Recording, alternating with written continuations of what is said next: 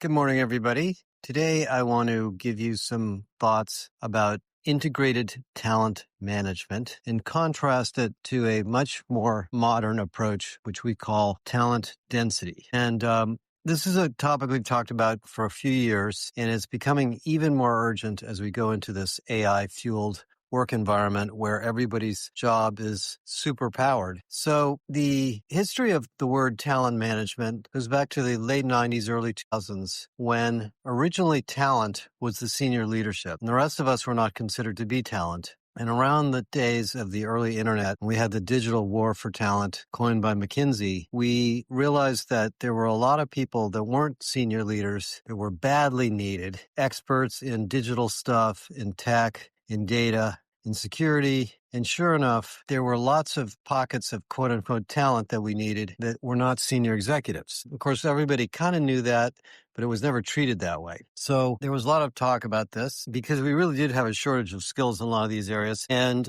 we started to build this framework called talent management and integrated talent management. In the early days of it, we looked at many of the traditional HR practices like recruiting, performance management, goal setting, succession, talent reviews, calibration, etc., kind of lumped them into this box that we called integrated talent management. And the purpose of the box was to facilitate the process of finding, locating, developing, assessing, and perhaps eliminating talent.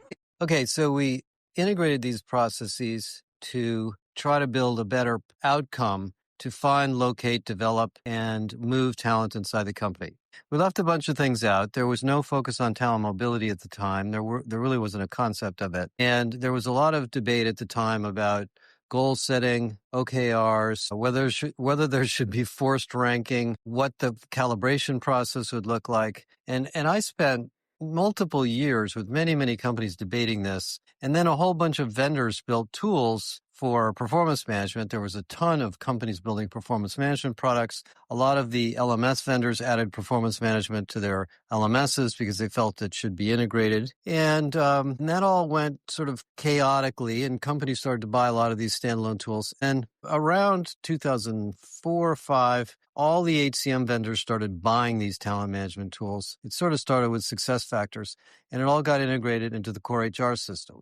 So now we have this sort of strategic, functional set of practices that we're trying to implement in businesses to build critical talent capabilities thrown into the HCM platform. And the HCM vendors, of course, they're not really experts in HR. They're experts in software and selling software. So they added more and more features and sort of threw it into this big bucket called integrated talent management. And meanwhile, inside of HR, we created a job called VP of Talent Management. And this job had all of these things reporting to it. And sometimes the head of talent management also owned talent acquisition, which is an enormously complex area. And sometimes it owned L&D, but none of the functions actually got integrated that much. So anyway, it kind of continued like this for about a decade. And then we had another recession, the 2008 recession, with a lot of layoffs. Then we had the transformation of the cloud, which created another set of talent skills shortages. Then we had the pandemic, which created hybrid work and all these other business disruptions. And we are now at a point in the age of AI where we are really in critical skills shortages inside of companies. The healthcare industry, the trucking industry, most software companies. We have Elon Musk now negotiated $1 trillion pay package because of his skills. Software companies paying $100 million or more for one person because they know a lot about AI. And, there's always been this truth that I certainly believe that one highly, highly skilled, highly talented person can transform an entire company. Remember Steve Jobs and many, many examples of this, Bill Gates, Steve Ballmer, et cetera. Whoever you love, and you will find that there are situations where one very skilled, well-suited person can transform an entire company or an entire operation. Well, these integrated talent management processes had no concept of this whatsoever. Actually, they were kind of the opposite, because the rating and ranking process was actually a commoditization effect where you take a whole bunch of people and you say 10% of you guys are going to get a really bad rating, 10% of you are going to get a good rating, the rest of you are going to be in the middle. So you end up taking the people that are really high performers, and a lot of them get a 2 or a 3, so they're kind of irritated. The really low performers get a 4 or a 5, and they don't know what to do except maybe quit.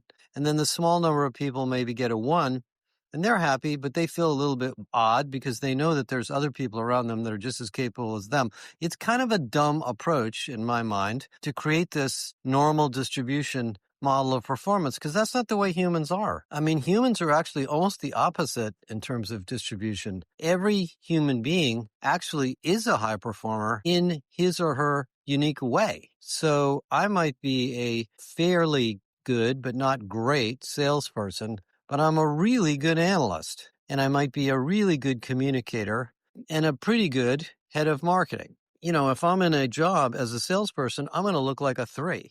If I'm in a job as an analyst, I'm going to look like a 1. So do I fire the person who's the salesperson, or do I assess their capabilities and move them into a job as an analyst? And that changes over time because people have different skills and different abilities that they develop at different rates of speeds. None of this really was incorporated in the talent management model. The talent management model was a supply chain model. It was the pre-hire to retire supply chain of human beings, and we developed it around a job architecture which was intended to be fixed. The idea of a job architecture was that you only change it once every decade or so. And we interchange and replace the humans into the architecture. The architecture is the fixed part of the company, and the humans are the variable part.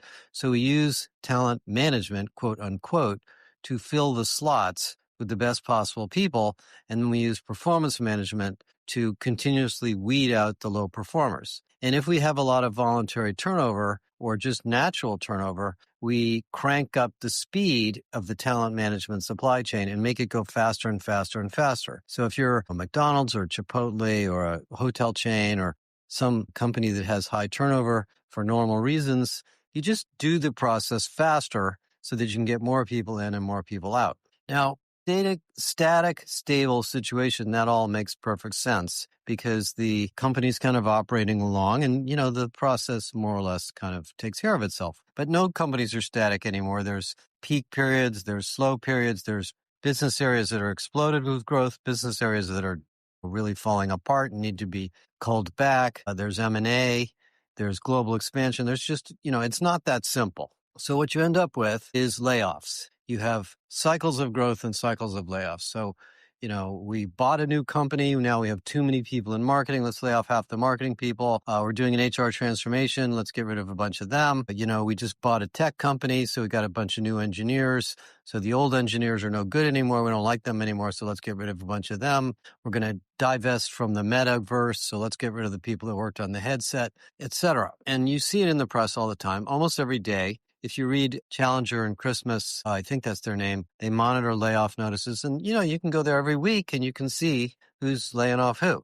And that's more or less normal business behavior. So we can kind of anticipate that as being normal. But is it really the right way to run a company? I think the answer is kind of no, because if you take a reverse idea, which is that the value of your company and the growth and potential of your company is the capabilities and dynamic ability to adapt inside your company, then the supply chain is a small factor in that equation. The big factor in talent density, as we call it, is developing people, moving people, assessing people, coaching people, and giving people honest and realistic but developmental feedback about what they can do to improve their performance through training, through new responsibilities, through new skills, through new certifications, through new behaviors, and coaching them to leave when they're not a good fit for some reason, either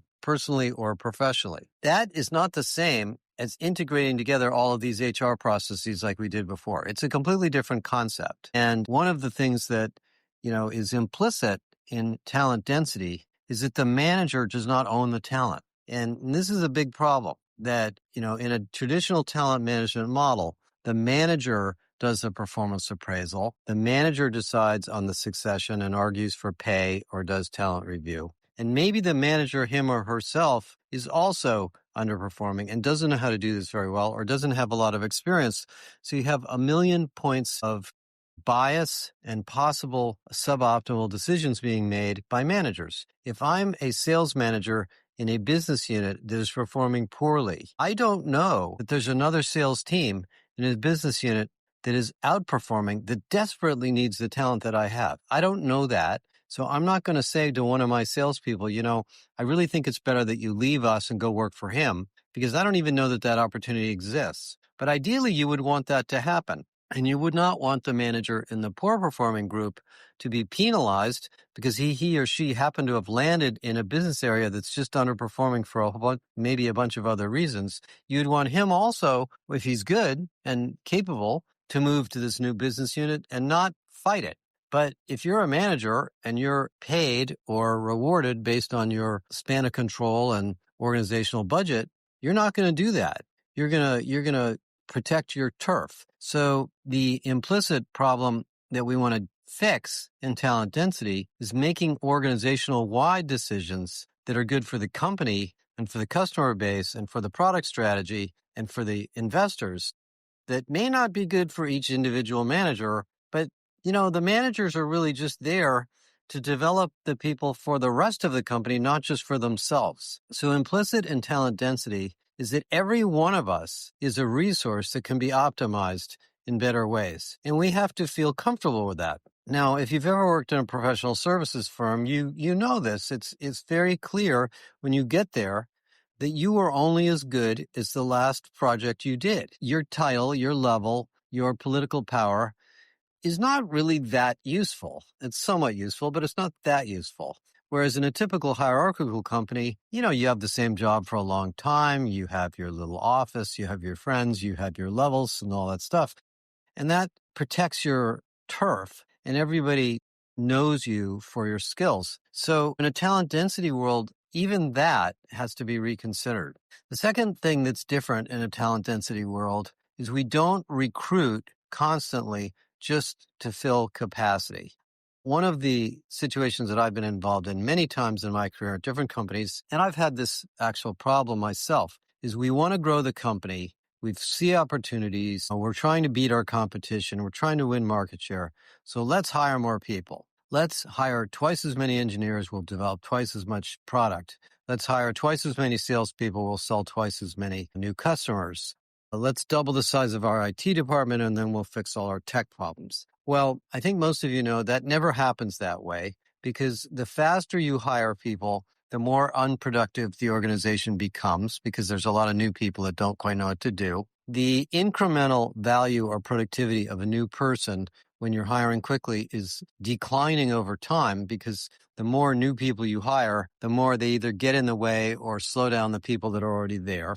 And you don't take the time to say to yourself, well, wait a minute, rather than hiring somebody, maybe we should reorganize the way we're doing this so we can generate more output per person in the current model, or maybe we should reskill the people we have so that they can produce more output before we go out and hire more people. Or maybe we should fix something in the employee experience so our turnover rate goes down, and then we can decide if we need to hire more people, etc. We don't just hire to grow. In fact, I call it the opposite. We grow to hire. We grow first, and then at the limits of our capacity, we hire. That's kind of the way we run our company. We do not hire a lot of people, but we're growing just great. And we reach points where we say, you know what? This is a little bit out of control. We cannot keep up with the demand. Let's find one or two more people to do this and very carefully select. And then when we do hire people, we don't hire them to incrementally or arithmetically add capacity. We hire them to add what I would call more multiplicative, or maybe the word is exponential capacity, by bringing in somebody who's so good, so smart, so well-informed, so capable that everybody else can do their job better because this person helps everybody. And that's the way Netflix does it. And so everybody we hire, we ask ourselves, if we had to lay off a whole bunch of people, would we keep this one person? That's the way Netflix sort of positions it. And what you end up with is you still hire people, but you don't do it as quickly or as sort of continuously as you would in a traditional talent management model. Now, you could question performance management, you can question talent reviews, you can question pay, a couple other things. The normal distribution curve, the forced distribution, the forced rankings thing that goes back to GE. I don't know if that's that useful anymore. I know a lot of companies still do it, and they probably will forever, but it does force, in some sense, managers to do what they should do, which is to hold people accountable and deal with performance issues. So I always used to feel that forced rankings and forced distribution was a capitulation that, maybe our managers aren't very good at actually managing people. So we're just going to make it easy for them and we're just going to give them a rule and they're not going to have any choice. Because, if you're a really good manager, and I've worked for really good people at the time, and I don't know, sometimes I'm a really good manager, I suppose. The behavior is you're always trying to optimize the performance of everyone. And sometimes you do move somebody out of a role because it isn't good for them, or you give them some firm developmental feedback that they don't want to hear, but they need to hear. And because you're a wise, more senior person, perhaps, what you advise works and they improve their performance. That coaching and development aspect to performance management, which to me is the most important part, is sometimes not really the way the process works. So it's up to you to think about this. Every company is different. But I think in high growth companies and companies that are under a lot of pressure, the performance management process becomes more competitive, more punitive, more difficult. I know at some companies it's very political. You try to get your friends to rate you well, so your ratings are higher. There's all sorts of strange natures to this, and lots of people have worked over the years. There's hundreds of books on it. OKRs are an interesting way to run companies where everybody's got objective metrics. I see no evidence that OKRs are better or worse than other forms of performance management. In my experience, it's more of a stylistic thing, depending on how the CEO or senior leaders were managed when they were in more line levels. So those are aspects to talent density too. The thing that comes up in our dynamic organization research, which is really the fundamental research that shows you how this works, is that what you're trying to achieve in the talent management exercise is not filling slots, although that's a piece of it. It's to steadily increase the capabilities and value of the company. And so, I like to think of it as a bank account in a sense that's always optimizing its portfolio to generate higher returns. And the philosophy that I use that comes from a lot of thinking from my book is this idea that human beings are the most appreciable asset in the company. People learn, people grow, people adapt, people can change. You can't change a machine. It's hard to change software. It's hard to change a process and a system, but you can encourage and develop and coach people. And yes, there are times when a person doesn't fit. And usually the reason they don't fit is cultural, usually. Sometimes it's skills and backgrounds. And so a lot of the talent density approach is discussing your culture and living by your culture and reinforcing your culture and storytelling your culture so people self-select. Because what will happen in a company with a strong culture is you'll attract people that want to be part of that culture, and you will either reject or lose people who don't want to be part of that culture, which is fine. That's okay too, because a dense organization doesn't have a lot of extra people. It doesn't have surplus people. It doesn't have people looking for things to do. I have a friend, let's call him, who works for a very large, very successful high-tech company that grew a lot in the last few years. And he told me that a lot of the people in his business area don't have anything to do. They were just hired during a growth spurt.